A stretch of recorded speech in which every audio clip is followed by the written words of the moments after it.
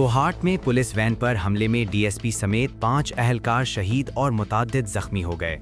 DPO Kohat के मुताबिक नवाही इलाके शुकरदरा रोड पर पुलिस मोबाइल को निशाना बनाया गया, जिसके नतीजे में डीएसपी लाची समेत 5 अहलकार शहीद और मुताद्दिद जख्मी हो गए। पुलिस के मुताबिक वाकया इस वक्त पेश आया जब पुलिस टीम एक ज़ेरे हिरासत मुलजिम को ले जा रही थी कि नामालूम मुसल्लह अफराद ने अचानक हमला कर दिया। पुलिस और दहशतगर्दों के दरमियान शदीद फायरिंग का तबादला हुआ। वाकई में एक ज़ेरे हिरासत मुलजिम भी जान की बाजी हार गया।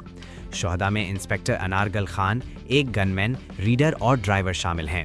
मुतअद्दिद अहलकार जख्मी भी हुए, जिन्हें अस्पताल मुंतकिल कर दिया गया है। पुलिस हुक्काम के मुताबिक दहशतगर्दों ने हमले के बाद पुलिस मोबाइल को भी आग लगा दी और फरार हो गए।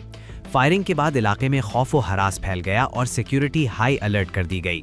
पुलिस की भारी नफरी ने मौके पर पहुंचकर सर्च ऑपरेशन शुरू कर दिया। कोहाट से इजाफी पुलिस नफरी भी मुतासिरा इलाके में भिजवा दी गई। वफाकी वजीर दाखिला मोहसिन नकवी ने कोहाट के इलाके में पुलिस गाड़ी पर फितनतुल खवारिज के दहशतगर्दों के हमले की पुरजोर मजम्मत की है। अपने बयान में मोहसिन नकवी ने कहा कि दुख की घड़ी में शहीद डीएसपी असद महमूद और शोहदा के खानदानों के साथ खड़े हैं।